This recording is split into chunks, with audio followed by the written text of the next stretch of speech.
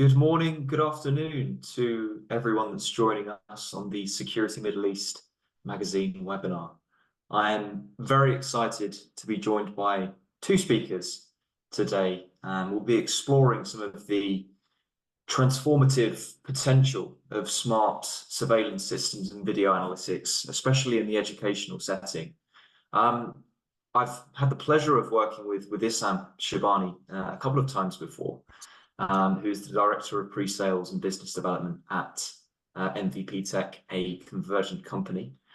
He's got a tremendous amount of experience with security and a wider implementation of technology to really add a multi-dimensional layer of value to security. And that's something that I think will come out within this webinar today, is how once we've implemented technology, we can see tremendous value that sits not only within security, but outside as well, in terms of operational efficiency, enriching the learning environment, etc.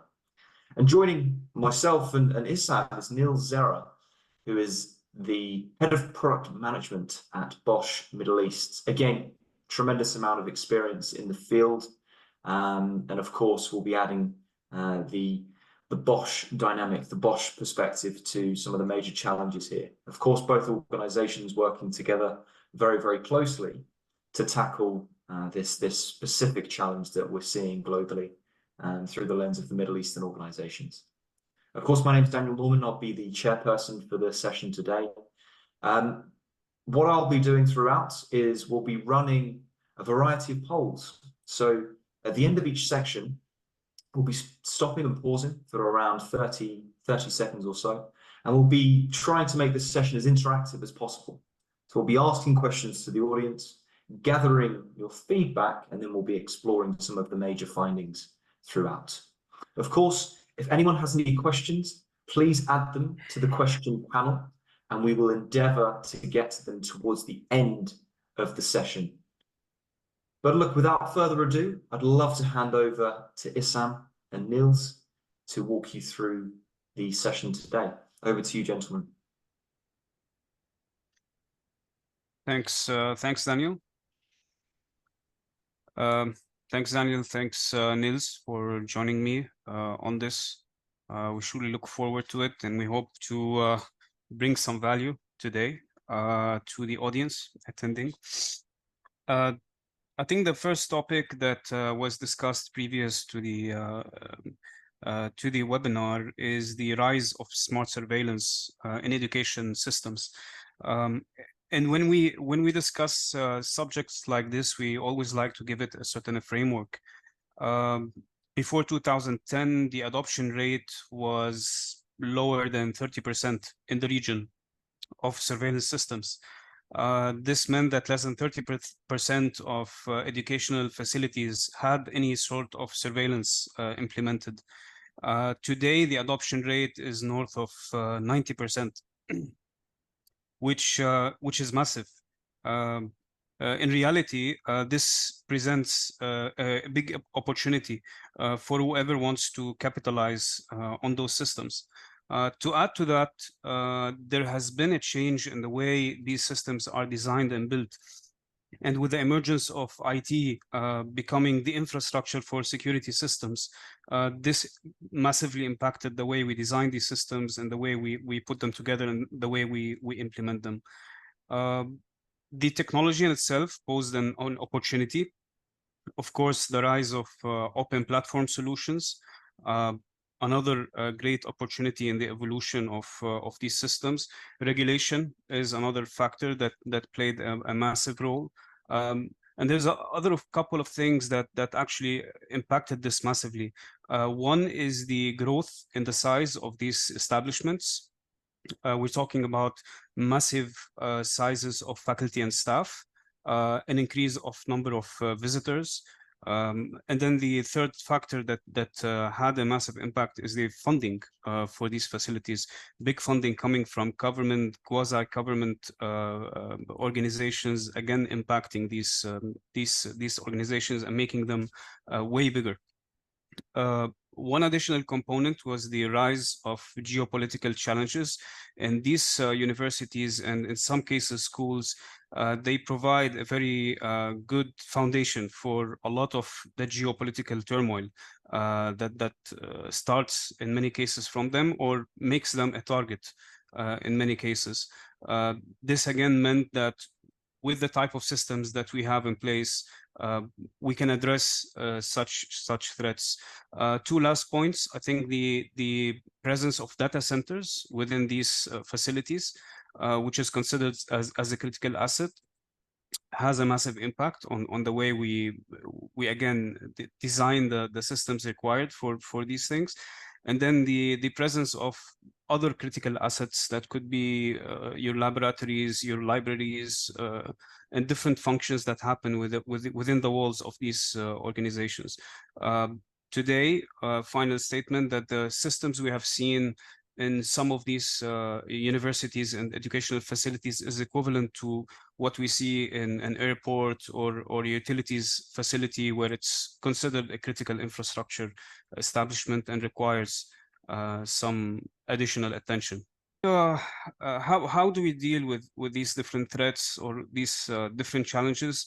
I think we look at this subject from both an external and an internal threat source.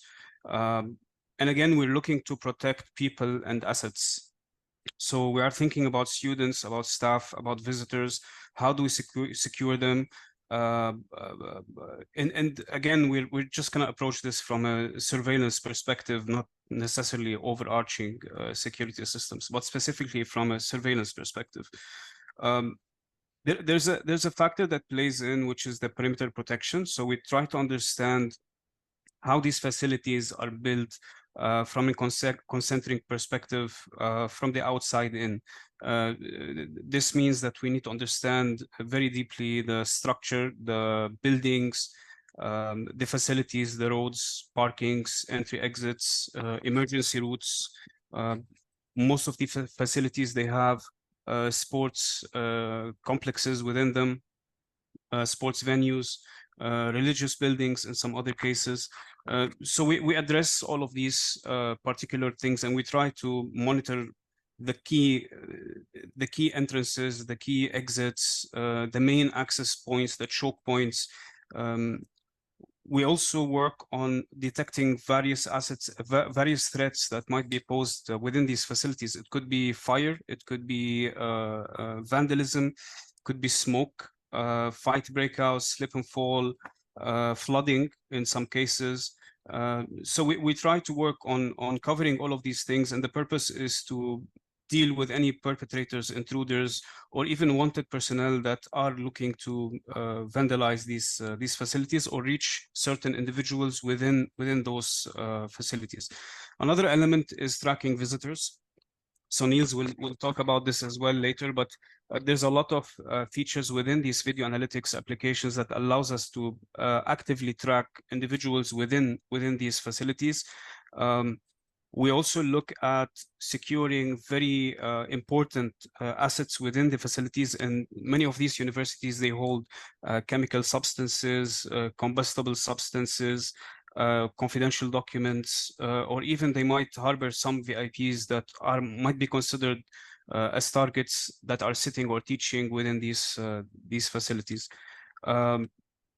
And one more thing to take into consideration when we talk about helping in mitigating these types of threats, during certain instances or times where we have turmoil, or we have certain political turmoil, or even certain events happening within the city, we look at systems that are capable to be proactive in the way that we can configure them, we can build different SOPs in them to be able to upgrade the way we respond to such turmoil or to such events. Yeah, that's my brief take on this. Wonderful, thank you, Sam. And I mean, that quite nicely transitions then into Niels' section here, which will be introducing how the video analytics systems can mitigate these issues. Niels, love to hear your perspective on the benefits and functionalities here.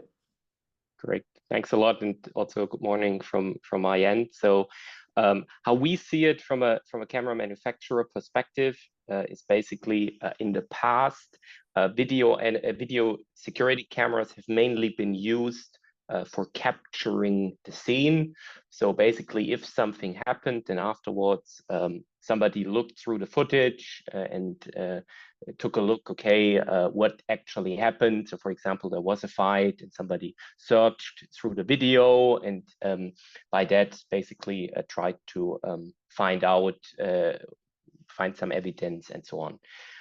Now we see with the rising video analytics that there are mainly two different sectors where video analytics, or two very broad elements where video analytics can help. The first one is basically an automatic alert being generated from the camera. So and this is very different than in the past. There really a human actively said, I'm interested in something, and I now look at the video footage. And now we are at a point where the camera itself, and for us, our cameras are all enabled with intelligent video analytics. We call this IVA Pro, which is our deep learning based analytics, which can automatically detect an incident and then automatically inform the operator.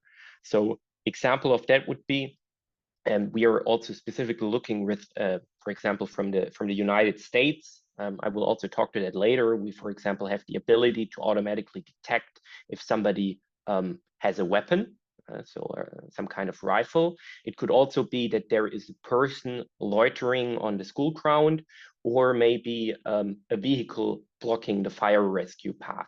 And while the last one might not be an incident per se, if there is no fire, then this vehicle blocking the fire rescue path, that's not a problem. But it could potentially be a threat. Let's say if later down the road, there is a fire within the building, then it's certainly beneficial if this vehicle is not parked there. And this is something our analytics can automatically deliver. That's kind of what is here described as your benefit number one, this power to predict. So being able to proactively intervene if there is a vehicle blocking the fire rescue path, and the camera will automatically inform the operator. And this kind of is this additional awareness that's coming through the cameras. And that's the one big use case. So the camera informing the security personnel. And the other big section is the other way around. Let's say something happened and the security operator wants to investigate something, then that's typically time intensive, because you have to look through all the footage from, let's say, the last 2 days. Let's say somebody stole some equipment from a classroom, or there was a fight, or somebody damaged a car in the parking lot. That was quite cumbersome and time intensive to find that footage.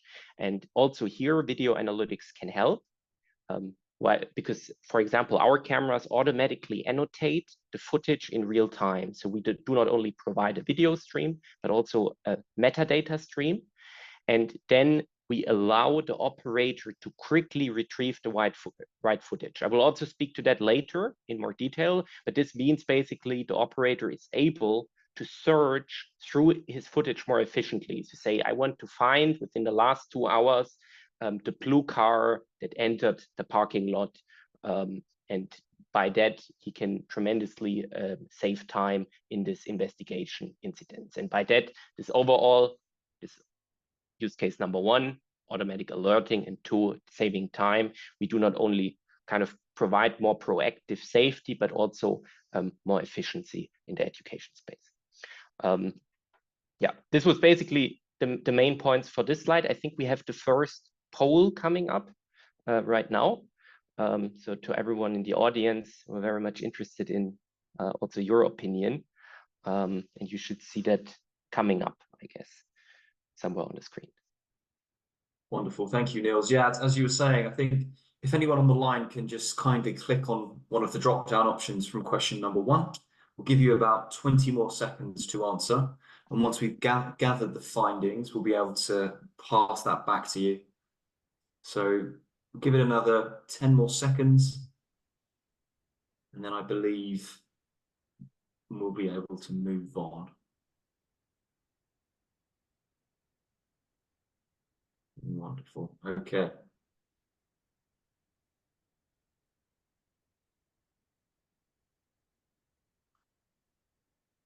So I think we can move on from there and see the results. So we've got a bit of a spectrum here, guys, Nils and Issam. The sort of major number here is moderately familiar. I think it's an interesting perspective, to be fair. I think the sort of surveillance technologies has been very well established globally. It has been for many, many years, ever since the inception of CCTV. But the element of the smart surveillance is something that I personally believe is less mature or less known about, I should say, especially in the Middle East. So I'm really excited to move on to the second area here, which will be exploring, the Bosch video analytics in action. So Nils, if you wouldn't mind picking up from there, I'd love to understand some of the latest developments here when it comes to Bosch's surveillance technology. Yeah, thanks. So basically, I put together one slide on what is new. Very high-level overview slide. We will cover some more detailed use cases, and it's not just in terms of analytics, but also in terms of how this integrates in the whole picture. So what's important to understand is, and that's also a differentiation, there are a lot of companies out there which provide analytics on a server or somewhere in the cloud. One key aspect about the Bosch cameras it's not just any camera, those are intelligent cameras. So all the analytics we have, they run in the camera. So there is no requirement for an additional server. We have an AI accelerator chip and our dedicated development team, which is optimizing all the computer vision algorithms and all the neural networks right for those cameras. So it's kind of with your iPhone or any, I don't know, device you have, like we have engineers specifically optimizing all the software for that specific camera. And for example, on the left-hand side, you see some examples from our portfolio. So we have smaller form factors. I just put some newer dome and bullet cameras here. So really small dome and bullet cameras. They all, for example, on the left-hand side, this 3100i, this is kind of the entry-level camera, but which also has built in all the video analytics. And with that, we mean typically a person and vehicle detection. And also like things like line crossing. And this is not the classical motion-based. This is really deep learning-based, very accurate detection that we have right there. And then also we have like a more advanced segment, which then has a stronger analytics chip in there, which can also do more. And one thing you can see here on the right-hand side, I will make some examples later, is that we really provide advanced analytics also far beyond what other competitors offer. So for example, we have, and I will also show that later, gun detection capability. So we can detect if somebody is, for example, holding a gun. We can detect certain attributes. This is all, the attributes is coming in September this year. So we have a very long list of t-shirt colors and everything we can detect in a capacity that no other competitor can do that on the camera. So a very smart camera that can really understand the scene also in 3 dimensions with geolocations, distances, so to say, or from the camera to the individual objects and geolocations. So really an in-depth understanding of the scene, computed right in the camera. And this all is then integrated, and we also just have new entry level, so to say, cloud VMS offering. So this means for very basic applications, let's say if it's just a small school or an on-premise offering, you could also just go with what we call Video View Plus. So this is basically this mainly relies on storing the video locally in the device. And then we also have a cloud offering. So this means on a smartphone or on a computer, you can from anywhere access your video footage. Your benefits are certainly here that you don't need to maintain any server rooms for this cloud offerings. But we also have our own on-premise offering, if that's still required. It's the BVMS, and we integrate very well also with partner systems, so with Genetec and Milestone, for example, and with third-party VMS, with OnVIF compatibility, but especially, and I'm not I'm not that sure that probably you as experts know the best how the developments are in the Middle East. I can just, for example, speak from a US perspective, where education is pretty strong there. We at the moment see also a move to cloud solutions, as this doesn't require the server maintenance on site, and accessing also sometimes the video streams when you are on the go. So for example, in the US, there is not at every time a security person in the school. And this means if there's no one sitting constantly in front of a video management system, this means you need this kind of mobile notifications even. Otherwise, you cannot react to incidents that the camera report to you. And that's one of the things we also do. So we have our analytics, and we also have the ability to reach the people through the VMS, through mobile solutions that are well integrated, also with partner systems, not just our own. And that's basically a very, very high level overview. And I will show some more detailed analytics applications in just a few minutes. Wonderful, thank you. And now I'd love to get Sam's perspective on this and try and understand the integration really of this technology into existing infrastructure. So Sam, what are your thoughts on that?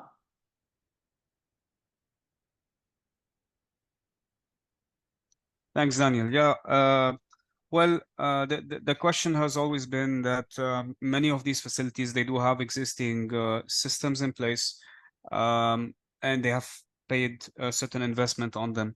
And it's not necessarily a great idea for somebody like us to come and tell them, rip everything out, throw it in the garbage, and let's do something from scratch. So there is also an element where we need to go into these facilities and try to look at what they have in reality. And this normally is done through a process. It's a fairly simple process and starts from the ground up.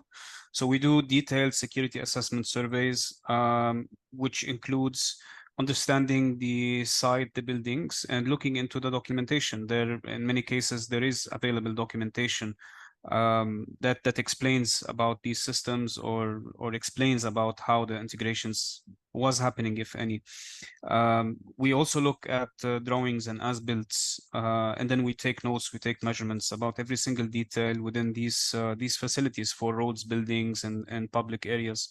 And what we are doing is not only trying to understand the facility, but trying to understand how people use it. Let it be the user experience of those who are attending it as visitors, students, or as faculty.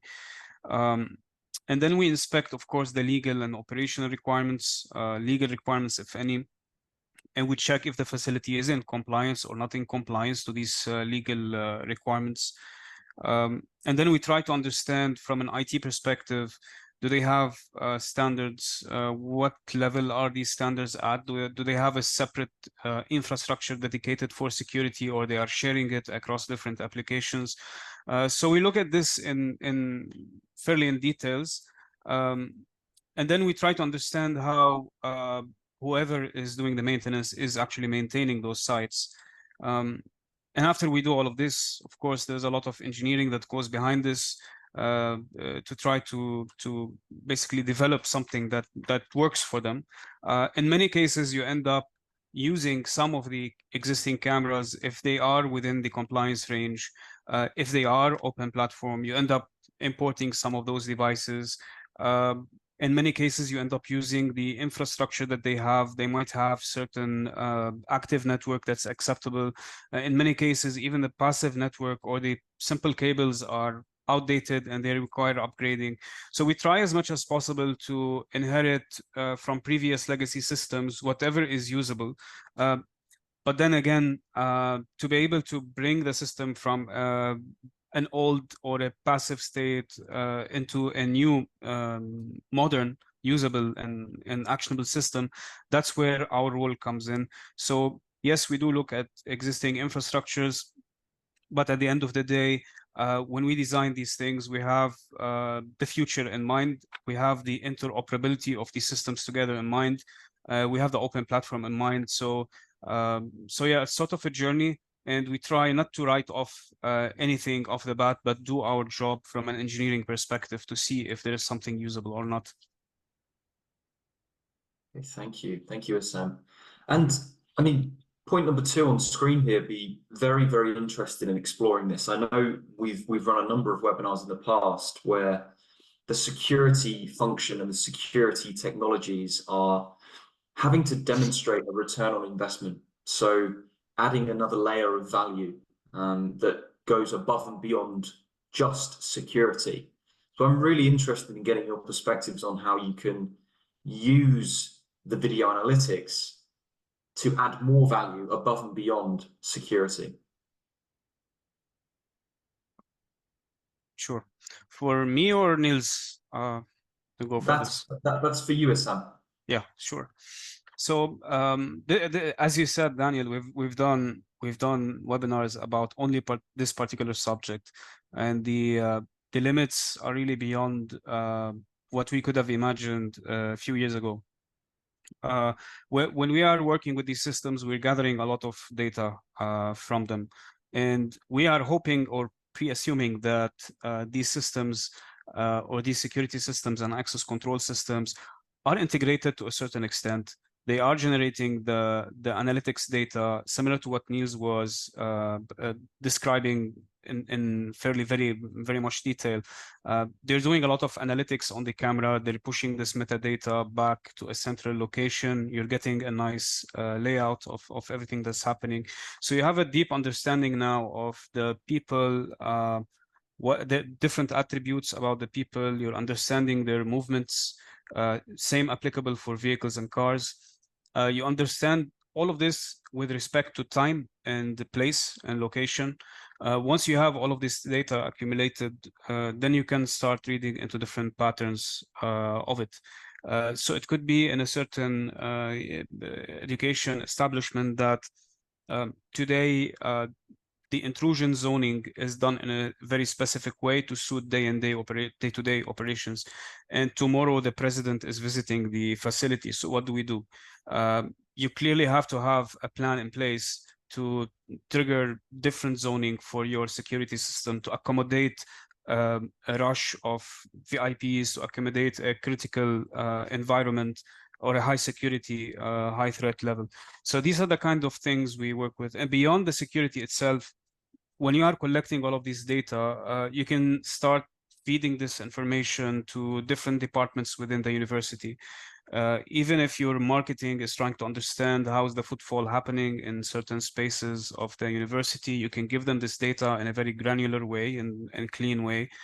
So the understanding of footfall and crowd movements, you can feed information to HR departments. Again, this all could be done electronically. You don't need to do this manually. You have the data in these systems. So you could feed information to HR, again, about different metrics related to employees. You can feed information to operations to understand how are the peak times of movement within the university, how they are affecting different operational requirements, the security, the operations, the F&B, catering, etc. So the idea is that from a raw material perspective, quote unquote, you have the data with you, assuming you have the good systems on the edge and on the VMS level to collect them. And then it's up to the security department or the owner of these systems to start feeding this information to different divisions. That transcends security, and that could bring a lot of return on investment on the money paid for these systems. Okay, fantastic. Thank you, Assam. And I'd love to follow up here with a question for you, Niels, around, do you have any sort of real world applications or case studies that can demonstrate how video analytics have improved the situational awareness and threat detection for any clients you may have worked with? Correct. Yeah. So I brought with me some overview of some generic applications of what our analytics can help customers to achieve. So what you can see here is basically that's more. You can probably see that from the depiction. It's more like a US-based school with the football and baseball field. But I think there is also an overlap between certainly the segments across the regions. So what you can see here is just on a high level. Certainly there's a parking lot where there might be, I don't know, an incident that the car is scratched. Then on the left-hand side, there might be some athletic fields or some other assets which need to be protected. So this would be a typical perimeter protection use case. There might be roads which lead to the school on the right-hand side where it's interesting who is accessing the facility. So license plate recognition might also be of interest to automatically identify certain blacklisted things. Maybe if you go back first, one slide. I don't know who's controlling exactly. Thanks.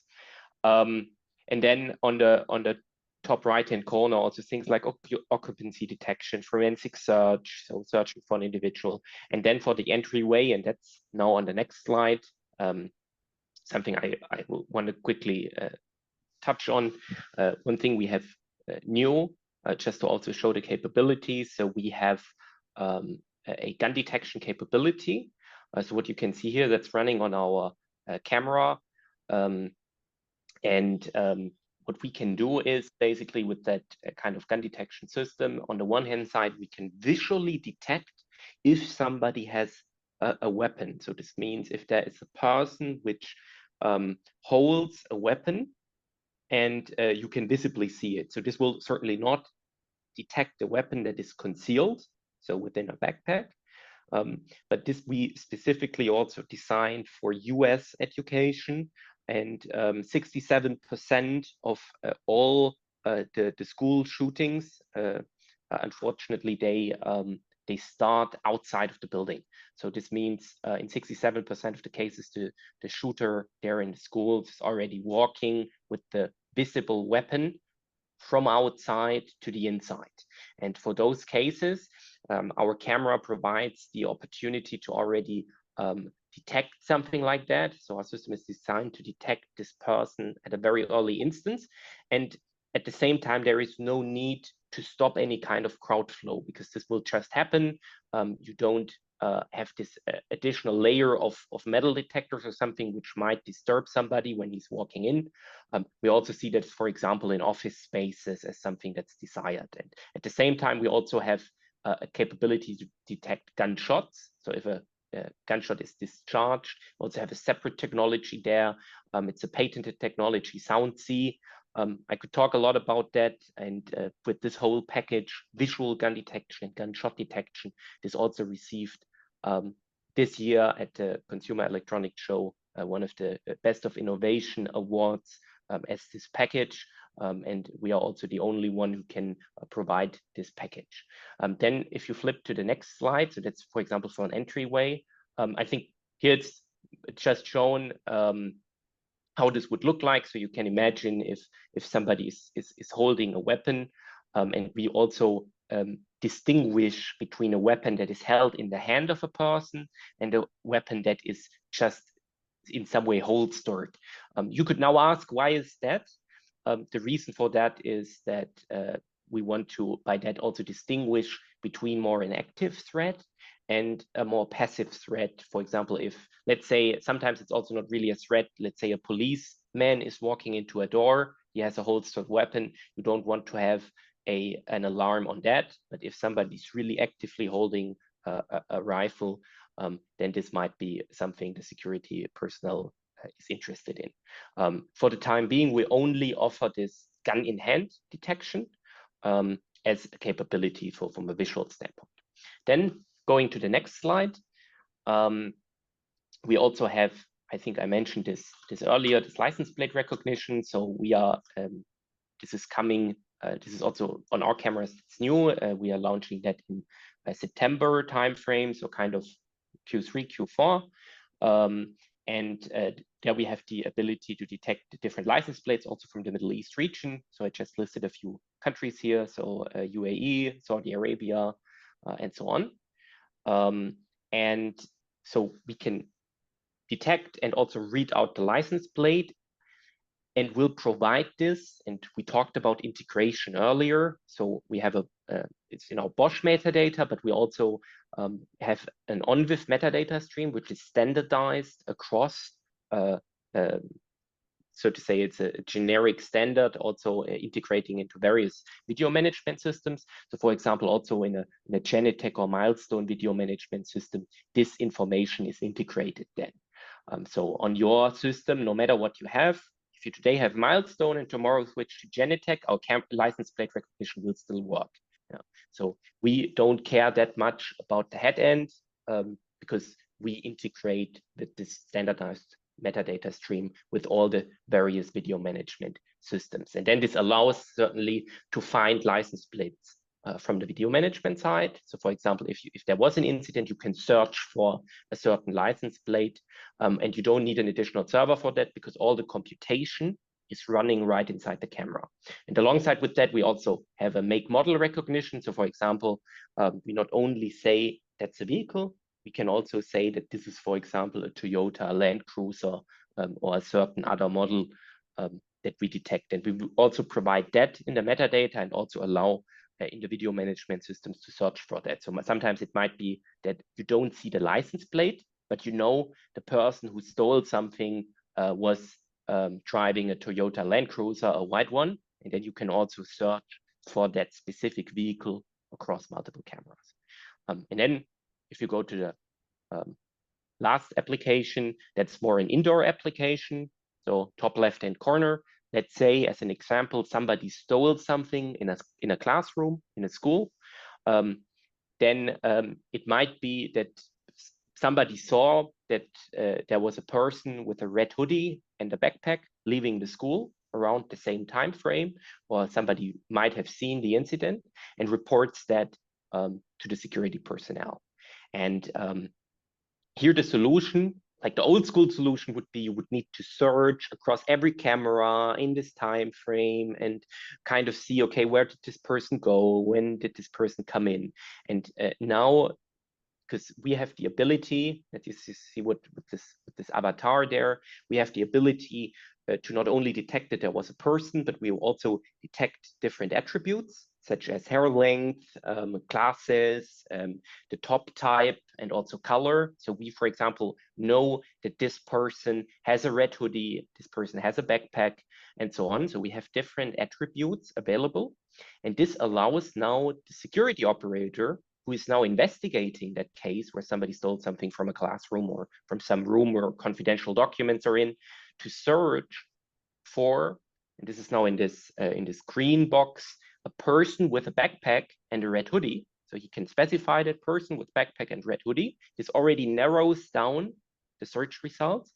Now he can say, I want to do it across those 10 cameras in this area of interest. This further narrows down the search results. And now he can also specify a time range. So he can say, okay, in those 2 hours, which further narrows down the results. And what he ends up with is a selection. This is more than like in the bottom right-hand corner, really a selection of camera views, of highlight snippets, where he can quickly then visually look at it and see if it matches, and look at the video scene much more quickly, retrieve such footage. So the benefits here are finding relevant footage quickly and also integrating this across video management systems. So this will be supported not only in our own video management system, but also in third-party systems such as Genetec Milestone. So Genetec will be a plugin, and in Milestone, this will be supported just out of the box in the centralized search there.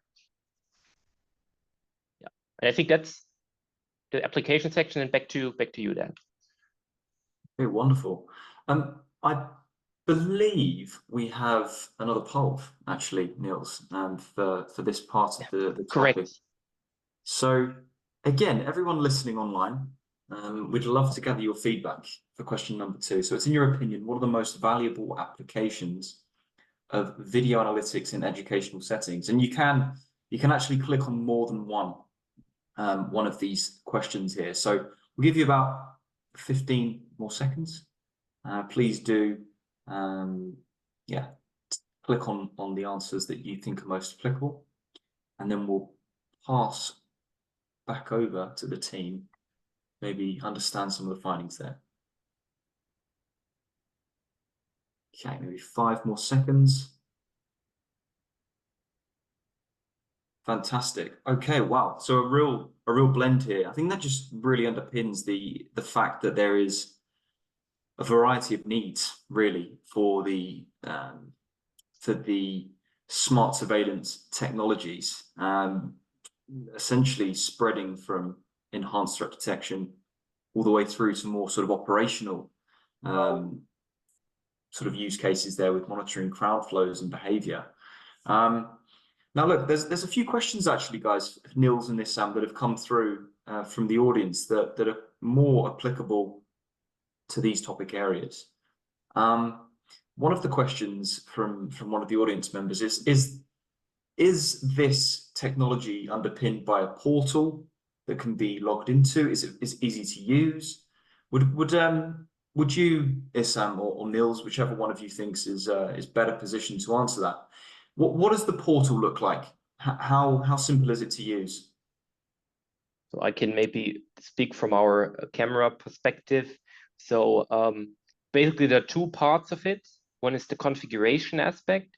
So we have a configuration tool. So typically our video analytics you can configure in BOSCH through our configuration manager.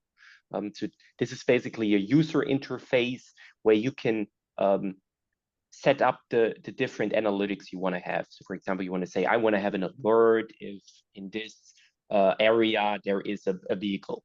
So this is the setup part, and then the search part, or the where this is actually displayed, this is in the video management system. So then those cameras, you need to bring them into your video management system. You need to connect those two, and then all this metadata of an incident event goes into the video management system, and there it's then popping up as an alarm, an event, or in this if we're talking about the search here in the bottom right hand corner, this interface is within the video management system. For example, for Genetec, we have our own plugin, which you as an end user, or which the system integrator for you can help with integrating or downloading that, and then that's part of the user interface. So also where you can find all your cameras, there is another tab where you find the search, and you can search through those cameras.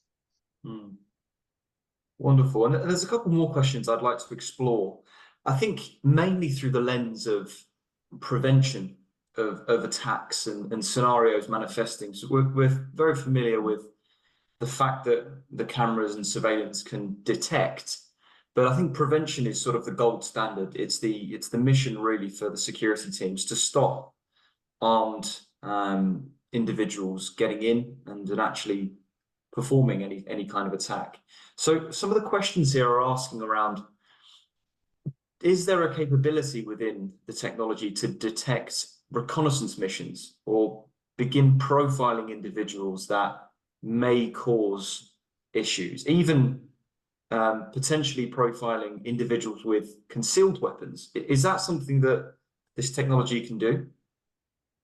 If you're speaking to the gun detection capability I just mentioned, so I just want to be clear, because if the question also refers to that profiling and so on, I think this then also touches the element we will speak about later, about this whole ethical considerations and treating everybody fair.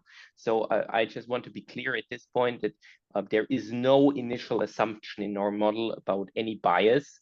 So we have been very diligent also with certain bias tests, that we do not, for example,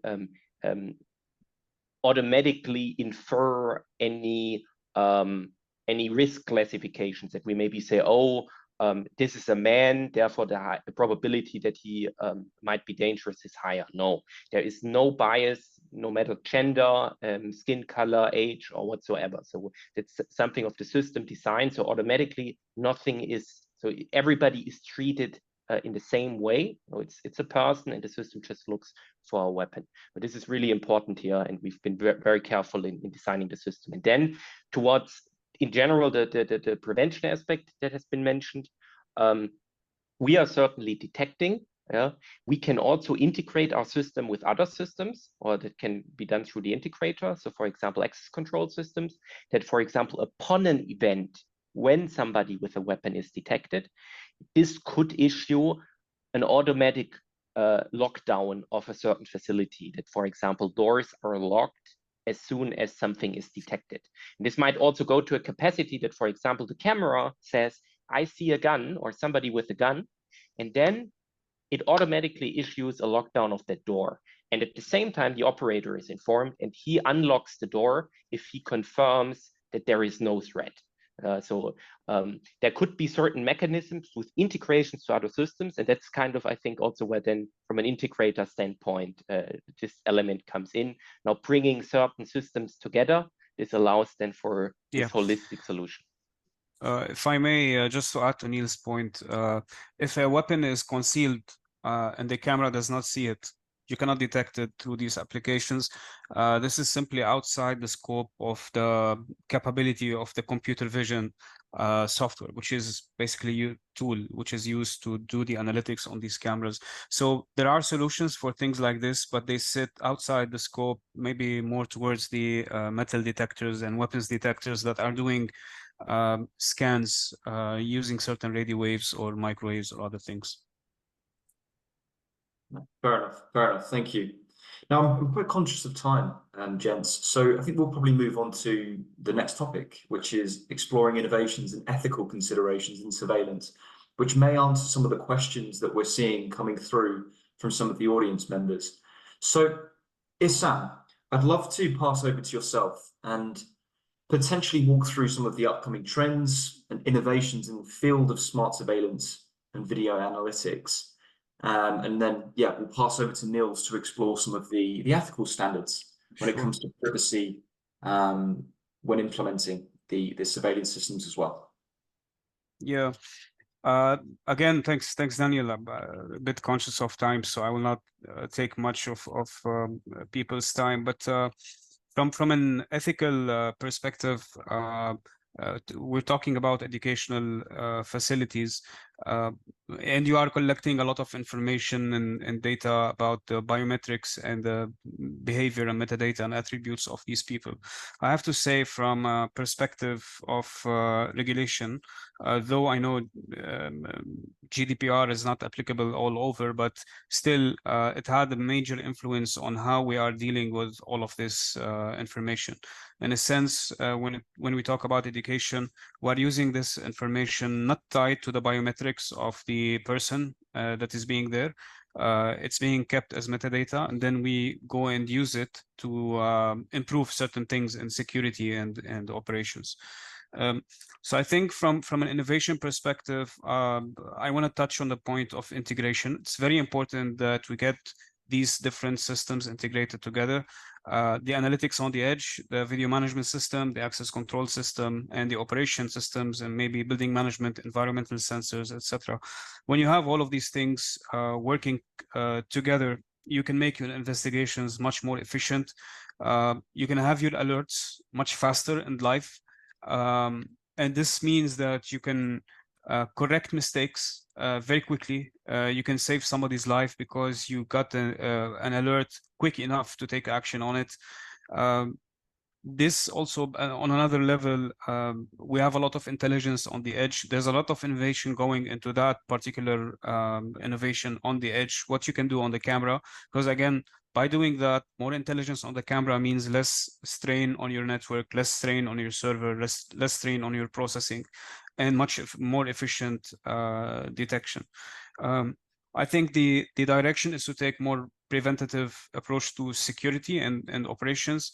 And one last thing regarding innovation, when you are collecting all of this information from these systems and you do it over a period of time, you can get into the space of trends and patterns. Once you understand certain trends and patterns of incidents, of behaviors, of different things, then you can start working on a bit of predictive models in the background. Most of these systems, they provide SDKs or APIs. They provide the capability to a system integrator or a service provider to do a lot of configuration and modification to, not to the source code, but at least third-party applications that can help. So it's important for us to work with such systems and try to see what we can do from a predictability perspective, especially when you accumulate this kind of data over long periods of time. Fantastic. And then what about your perspectives here, Niels, when it comes to maintaining the ethical standards and privacy, especially thinking through the lens of the data gathering and data protection perspectives? Absolutely. So I already touched a bit also on the bias components. We are, as a vendor, very much concerned at the moment about, or with all the regulations. There is certainly a lot already in the GDPR for Europe, but also across the globe currently, also when it comes to AI, there are a lot of regulations coming up. So in the Europe, that's the AI Act. There is also an executive order in the US from the Biden administration on the safe development of AI. So across the globe, various regulations are coming up. There are some commonalities between it. We as a vendor, we closely monitor that and also design our systems in accordance with that. So what does this mean? So for example, if we think about those attributes, which I just have shown, you have to look at the very details. And what I just want to show with that example is that we really think about this and also make sure that all those technologies can be used in the respective countries. So this, for example, for these attributes, those allow to get more details about an individual person. So for example, that this person has a red t-shirt, but they do not allow to uniquely identify an individual. Because we do not have it's not something like face recognition. We as a vendor, we also do not do face recognition. That's one thing, one technology we do not offer. So this would be a unique biometric identification. And that's most of the times one key aspect which it comes down to. Does the technology allow to uniquely identify an individual? One thing we do, as a vendor don't want to do, for example, is this kind of tracking use case where you now really say this person now was yesterday already here and bought those products and now went to, or might be a terrorist or something like that. So this kind of profiling we don't want to do. That's why we also are not in this section where we uniquely identify an individual. We are more focused on describing those more generic things, like a t-shirt color. And if somebody would switch the t-shirt from a red shirt to a blue shirt, it would also not be possible anymore to relate those two detections to each other. And that's the main point. And that's just one example. What I want to say, just concluding on this topic, with our products, we also monitor that from a central perspective very, very in a strong way, that we are in line with all those regulations, and that also customers can trust in those solutions that we do not violate against anything. And I think then also in combination with the integrator, if there's a custom use case, we can also advise on how the technology should be used such that it's in line with all the privacy regulations, that everybody is treated fairly by such a system. Okay, wonderful, wonderful. Thank you. Now, we've got about 5 minutes left, and I'd love to move on to topic number 4, which is the role of collaboration. I'll pass the first question on to Ihsan, because I know that system integration is one of your many areas of expertise. In your words, what are the major significant importance reasons for collaboration between system integrators, surveillance, consultants, and the educational institutions? And how do you think these stakeholders can work better together to create adaptive, flexible, and future-proof security solutions? Sure. To be frank, it's again a wide subject. I'll try to answer it very briefly. I think I'll address it first from a design perspective. As systems integrator, we should work in theory in terms of when we're designing these systems, we need to work with the security department, but also with the IT, with the actual consultants, the regulators, internal engineers. Everybody needs to talk to each other. The systems are not being designed and will not operate on their own independently. They are directly related to the user experience and the user safety, and the actual users are the security guards as well. We have to keep them in mind. So there's a lot of thinking that needs to go on this from a design phase. Again, from the execution point of view, even if you have the best engineers in the world, if they are not working closely with the customer and they don't have a direct grip on what's happening on the sites, they will drop the ball somewhere, and you will not be satisfied as an end user. After this thing is executed, hopefully successfully, we have to think about maintenance. These systems are not, you don't switch them off and forget about them. They need a certain level of maintenance and upgrades continuously. And many of the systems that are engaged with AI analytics, they do require intervention every now and then to do some corrections or modifications. You need to keep a good eye on those, and that again means feedback from the clients and response from the integrators and proactivity from the engineers in charge. Of course, we're talking about training as well, continuous training. It's not a single class that you watch and leave. This class should keep happening in university training on these systems. So no pun intended. So the engineers that are managing these systems, and the engineers from client side, and the engineers that are doing the maintenance from the perspective of the integrator, and the trainers and the vendors as well, need also to be continuously working together to train the users of these systems on how to capitalize on them. And finally, in this day and age, collaboration is very important between the vendor, being Bosch, or other vendors that were mentioned today on this webinar, the integrator and the client, because the software platforms we're working with are in many cases adaptable and customizable. There is so much that you can do with them. In many cases, you can actually custom develop solutions for that specific use case. We have not presented as Convergint or MVP any use case today. Niels did the very nice slides about these things, but there are so many cases where we had to step in, and it could be a very small feature, but solves big problems for you. These are the things that we sort of urge when it comes to collaboration. Wonderful, thank you. And any further comments from your perspective, Niels? Any in what to consider, some of the perspectives you have on the roles of partnerships between organizations? Absolutely, I can fully agree to what Issam said. Just quickly to also leave some space for questions.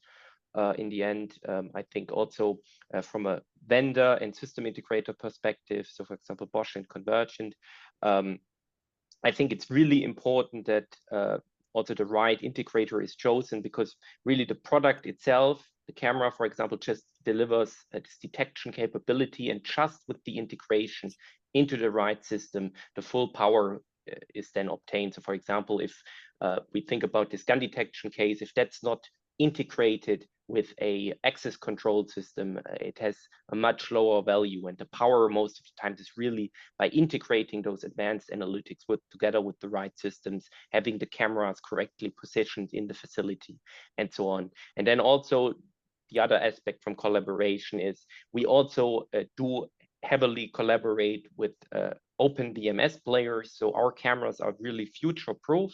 What this means, if you tomorrow switch your VMS system, our cameras with this on-with metadata stream, they can be integrated also with other VMS systems. So it's I think that's also something really important for education. You don't want to make an investment and then 3 years down the road rip out all of the cameras because you changed your VMS and now it's not compatible anymore. You want to make sure that whenever you buy cameras, whatever VMS is the head end, that it will also work together in the future, and that you don't have any kind of lock-ins that you then say, okay, I cannot switch the cameras now because that only works with that VMS. No, it's an open system. And I think that's also the power in the end of collaboration, that the user gets to choose which VMS system he wants to use and which solves his pain points. Okay, thank you. Now moving on to some of the closing remarks here. I think it's been a a very interesting session today. And there's clearly a number of use cases that don't just touch on the security side here. I mean, I'm seeing a lot of operational and sort of other value additions that we can potentially bring to organizations, especially within the educational service as well. I've noticed the question that's cropped up as well on the screen here that would finally like to ask, and whilst we're here, we may as well touch on that. So what is the biggest challenge you face in adopting advanced surveillance technologies in your educational institution? So look, we'll give it 10 seconds, and then once we have the answers for that particular question, we'll move on to the question, the Q&A, and we'll be able to ask some of the final questions that I can see in the question panel that we'll ask to Niels and Issam. So maybe 10 more seconds, and then we can move on to see the answers there. Okay, wonderful. So again, a number of different answers here. Budget constraints, again, key. Resistance to change is something that is always a challenge, I would say, when integrating new technologies. I'm sure Issam and Niels would very much be able to support that and reduce or minimize that risk. The concerns about privacy and data, I mean, that'd be a good start, I think, in terms of questions, because I can see a question in the panel here around data management. I think the question that one of the audience members is asking here would be best suited for maybe Issam. And the question here is bandwidth. Is there a potential challenge when it comes to bandwidth when considering the number of cameras, the data coming in, being able to sort of manage that? Is that a concern at all in your mind? Yeah, sure. I'll answer that. And I think I saw another question referring to edge-based versus server-based as well. So maybe I can answer both in one go. When you are doing analytics on the camera on the edge, similar to what Niels have presented, you're reducing a lot the bandwidth required for if you are streaming a stream from the camera to do the analytics on a server. You're essentially using kilobytes of data, that's your metadata, and you're pushing them back to a central location. In many cases, we have the processing, for example, I'll give an example in ANPR solutions where you are doing a lot of the, where you need the stream to extract the number plate of a car. If you are streaming the video back to a command and control, it means that you need to stream a full bandwidth video to a central system. That means you are using your bandwidth. But if you're doing processing on the camera, on the edge, you eliminate that requirement because you're processing on the edge and only pushing the result back to the central location. So this is one of the main benefits of using analytics on the edge. You eliminate the bandwidth, and it's much faster in terms of generating the requirement because you don't have the required alerts, because you don't have to push the video from the camera to the server, doing the processing on the server and then pushing to the VMS. You're sending an alert directly from the camera all the way back. This is very efficient. We push for it. Unless you have a requirement where you need to use video or apply analytics on multiple groups of cameras at the same time and do forensics, then going for the edge based analytics makes much more sense for the bandwidth, for the cost, for the servers, for the data centers, for all of these things. Thank you, Issam. I can see one final question here that I'd like to ask firstly your perspective, Issam, and then I'll gather Niels's perspective as well. It says here, how advanced is smart surveillance in the Middle East? And they're considering this because they believe that the Middle East is relatively a safe country when compared to other organizations or other nations that have implemented smart surveillance. So, what are your perspectives with that, Issam? Yeah, very briefly. I mean, the GCC in particular, as this is a stable part of the Middle East, I would say, we have taken a proactive approach to security. So these countries are very heavily invested into producing very tight regulations. they dump investments and skills and resources into security. They are not waiting for something to happen and then they react to it. So they have checks and balances in place. They are not. I know many people around the world are not the biggest fans of how tight security is, but it's safe. It makes people live safely. And anybody who has lived in Riyadh or in Dubai or Abu Dhabi or Jeddah or any of those cities can testify to that. So we're very well advanced from that perspective. I manage the Middle East region. I've had the opportunity to look at projects within Convergint. We're present globally all around the world, including US and Europe and APAC region. So we've had the chance to look at different customers around the world.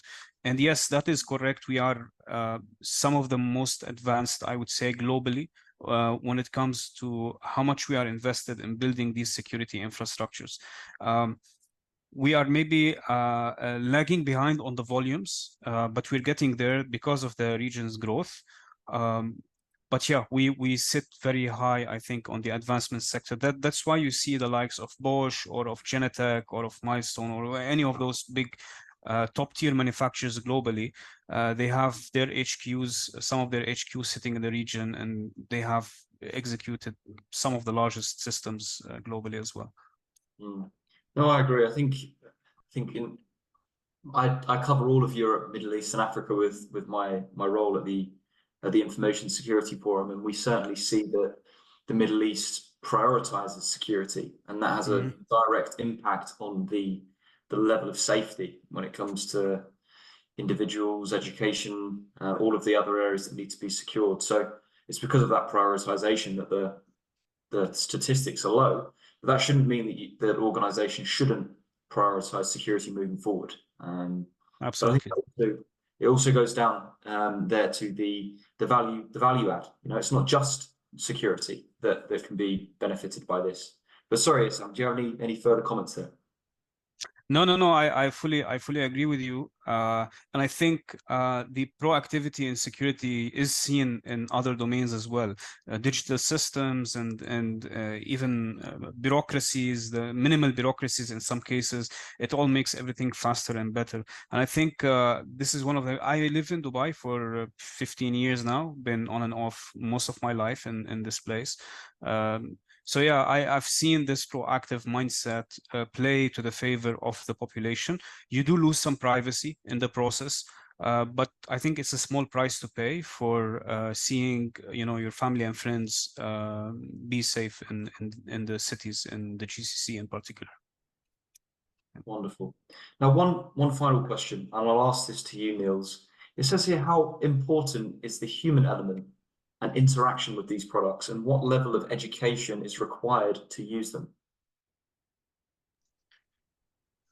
Yeah, that's a very good question. So we are currently very much also working on this kind of UX component. So meaning the user interaction mainly in this case. And also the user research. So what I haven't talked about is, for example, for this gun detection, that is a specific solution that we also developed coming specifically from the US education sector.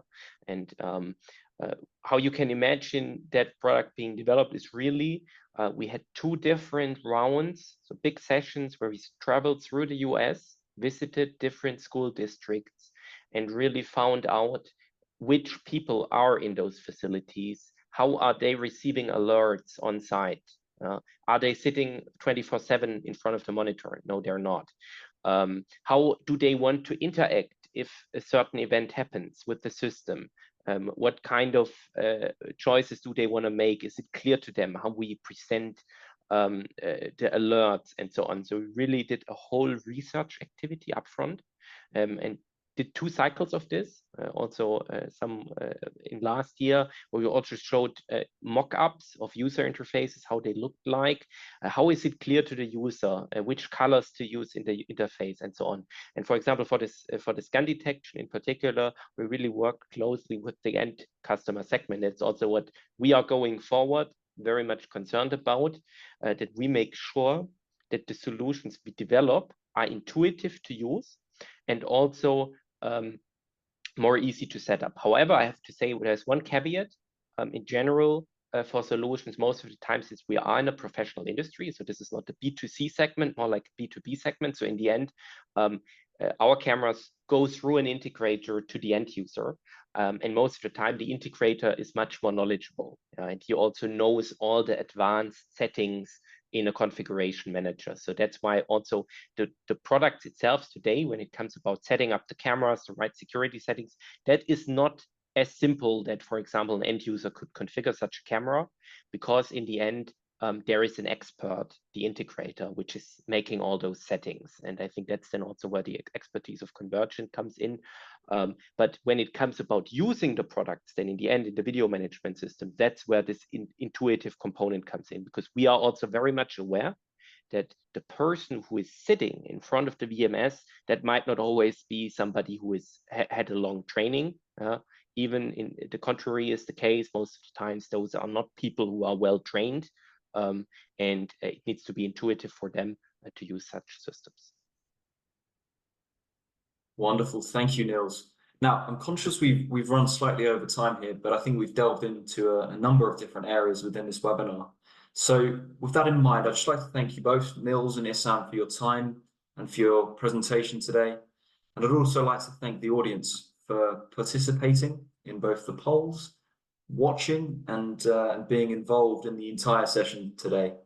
As always, this session is recorded, so you'll be able to download it. It'll be shared directly to you from the Security Middle East team.